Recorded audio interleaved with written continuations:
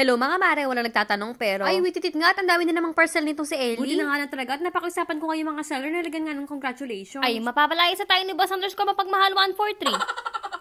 Wititit nga, tingnan nyo nga itong si Ellie, oh. Pasimple lang yan, pero kita nyo, pinapanood nga talaga akong magbukas nga dito ng mga items. At books, nakuha na nga maupo. Ayan nga pala yung una mga mare ko, binili ko nga pala si Ellie ng massage brush. Lumapit na nga din ito si Ellie para nga suruin nga niya kung maayos nga daw ba ang binili ko. Kaya ayan nga ang mare at pinapaliwanag ko nga kay Ellie kung paano nga gamitin. So ayun, ilalagay nga doon yung kanyang shampoo. At ayan na nga ang gagamitin pang kuskus nga sa kanya pag naliligo. At ito naman yung pangalawa nga sa ating mga parcel sa tara na nga at buksan na nga natin ito. Ang Ellie nga ay talagang seryoso, oh. Ayan nga at binilan ko nga si Ellie ng bottle water. Para nga kung magala kami at kung kailangan niyang uminom ng tubig ay meron nga siya. Nakita ko nga lang to sa TikTok at talagang nabudol nga ako dahil kainam-inam nga niyan. Ay, ife-flex ko talaga sa inyo ng mabuti kapag ka nga, ay, kita nyo, oh, parang gusto na talagang uminom ni Ellie dyan. Wititit nga, Ellie, at akala nga niya ata yung massage brush nga na binili ko para sa kanya ay toothbrush. Ay, kanya na nga daw ngangal-ngalin.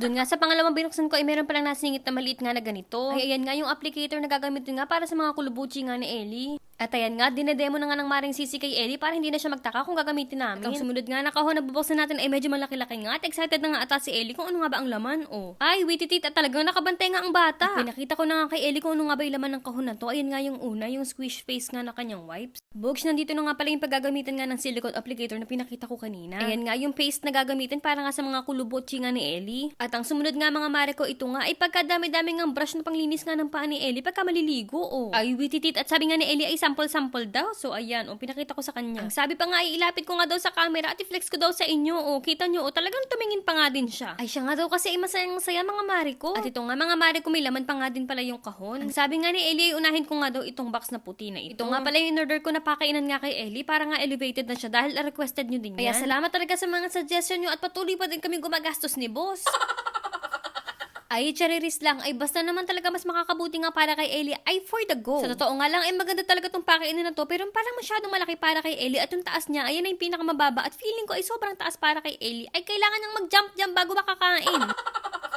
Ay, pinipilit ko pa nga talagang ibaba pa ng konti, pero yan na talaga yun mga mare ko. Kaya nga sabi ko kay Ellie, ay okay lang ito at i-return ko at bibili na lang kami ng bago. At ito naman nga, yung sumunod mga mare ko, ay alam ko na nga agad to dahil nga nakalagay na nga dun sa kahon niya. Dahil sinuggest nyo nga rin na kailangan ko nga ng car seat para kay Ellie, ay marupok ang maring sisi. Ay, dahil nga din mas mainam din talaga kay Ellie para nga sa kanyang safety. Sana nga lang talaga yung size nga nito ay mainam nga kay Ellie at kasyang-kasya siya at komportable siya. Ay, dahil ayun naman talaga ang importanteng mahalagang bagay.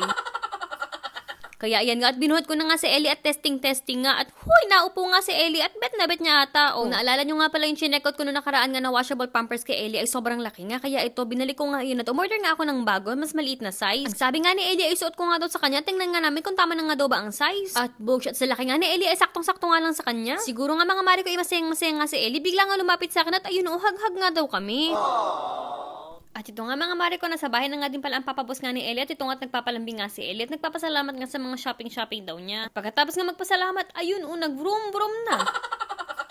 Dinala ko nga sa backyard si Ellie para nga magwiwi at ito nga at muntik na nga akong malin lang nitong si Tortoli at bigla pang papasok ng bahay. Oh, hay, naku Tortoli. Sabi ko nga ay next time na lang. Sabi ko nga kay Ellie ay pumasok na nga at may mga errands pa din kami ng kanyang papabos. At pagkatapos nga ng aming errands at ng aming gym, ito nga at pipick up na nga lang ako na pagkain dito nga sa Domoishi. Kaya pagka uwi nga ng aming bahay, ay mangantayo na nga mga mari ko. At ewan ko ba kay Ellie ay siguro nga ay idol niya talaga si Tanggol. Tuwing nagpaplay talaga itong batang Quiapo sa aking iPad nga ay talagang gusto niyang manood. Kaya iyan nga at binaba ko na nga yung iPad dito nga sa lapag. At habang nanonood nga kami ni Ellie, sabi ko nga din sa kanya, ililinisan ko na nga din siya. At syempre, pagkatapos nga linisan si Ellie, ay ayun, vroom-vroom na naman. Kahit nga din talaga mas malaking dog bed ang bilin mo kay Ellie, ay ganyan talaga siya matulog.